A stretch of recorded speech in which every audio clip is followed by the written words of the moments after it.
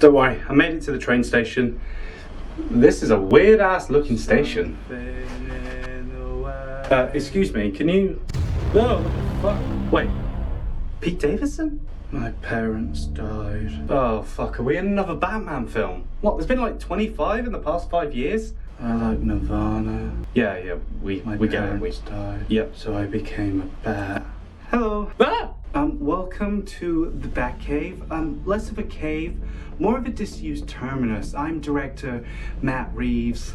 I wanted to show the gritty, sort of fantastical, but very grounded version of Batman for fans. Yeah, but we've done that, Matt. No, this sort of strips fantastical and layers of grounded. We've also done that, Matt. Yeah, we've done that, mate. Well, if you won't listen to me, fair traveler, look at the reviews that have started popping up. No, I never thought I was going to say this, but... Look at Robert Pattinson's dick. Is he seriously still doing that? Oh, that's just Joe, because that's definitely your name. Why are you so against another Batman film? I'm not against another Batman film, I'm just... Look, there's been so many and there's only so much you can do. It looks like you have a stellar cast and I'm sure you have a fantastic crew.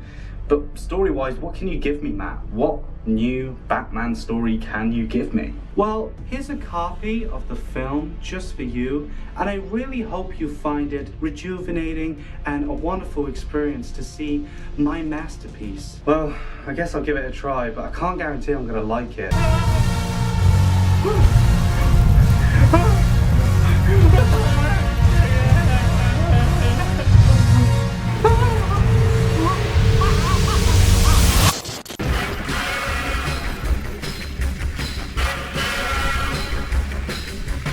God, it only feels like yesterday Robert Pattinson was cast as Batman and we're finally here. Like, the film is here. After so many delays and setbacks and, you know, because of COVID and etc, etc. I've seen the Batman and what did I think of it? It's really good. The film obviously stars Robert Pattinson as Batman, Zoe Kravitz as Selina Kyle. Not Catwoman yet, Selina Kyle only. Paul Dano as the Riddler / Edward Nashton. Wow. Just gonna say wow, his performance is amazing. Jeffrey Wright as Jim Gordon and John Turturro as Carmine Falcone. Now I actually got to see the film a day before it was released here in the UK and I got to see it in IMAX and I got a free comic, yay! I was very, very nervous about seeing the film. You can see in my eyes. And we have Matt Reeves directing this film from Cloverfield and those 2 very successful Ape films. This retelling of The Dark Knight is basically about high figures in Gotham City being taken out, being killed, being murdered by a man only going by as the Riddler.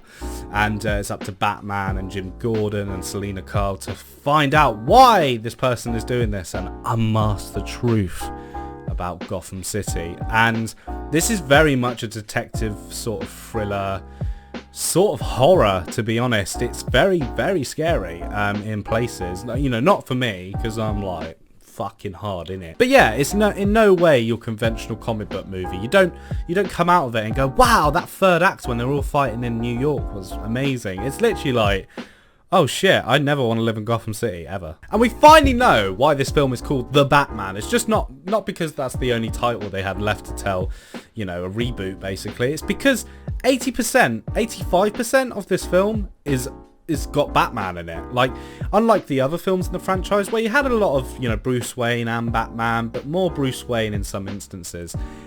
Literally, Robert Pattinson is in the cape and cowl most of this film, and it's so cool to see. And what they've done with this Bruce Wayne character, he's not the playboy, philanthropist, sort of billionaire that we all have seen before, that act he puts on. He is, when he's out of the suit, he's Batman as well, and it's very, very interesting to see.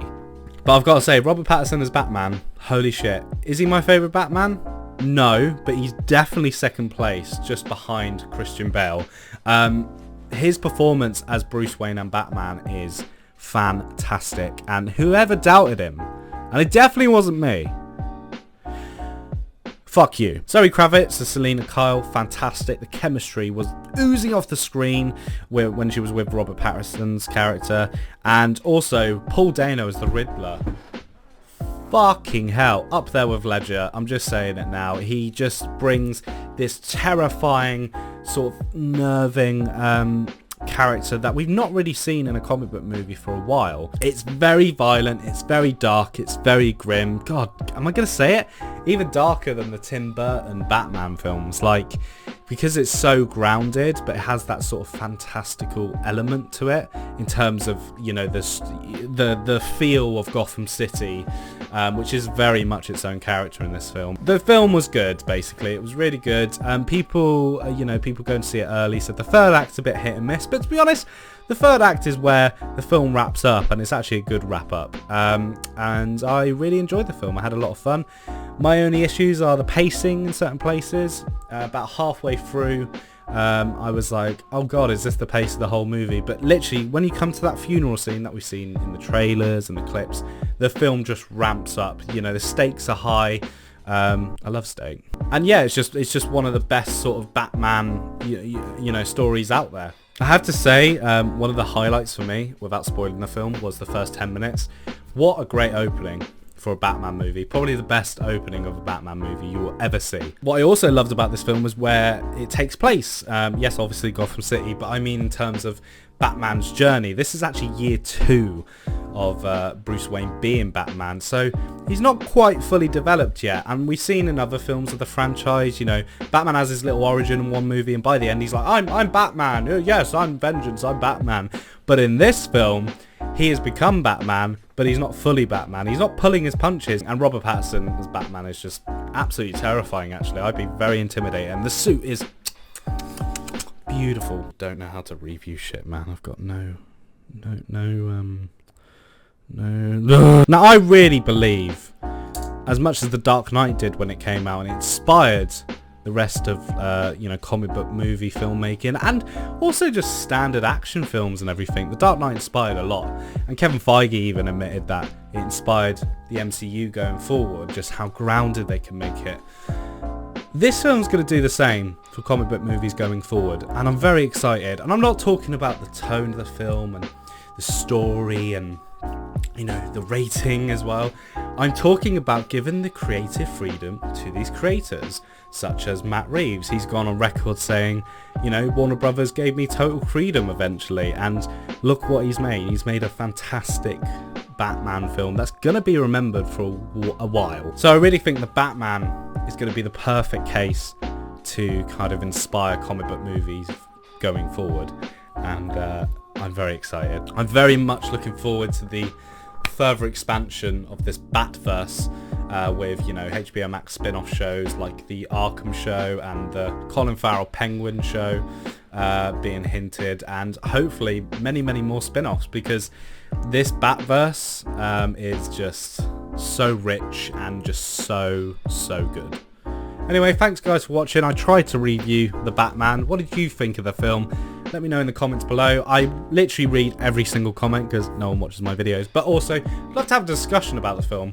I'm probably going to talk spoilers just after the digital release of this film, which is about June, early June.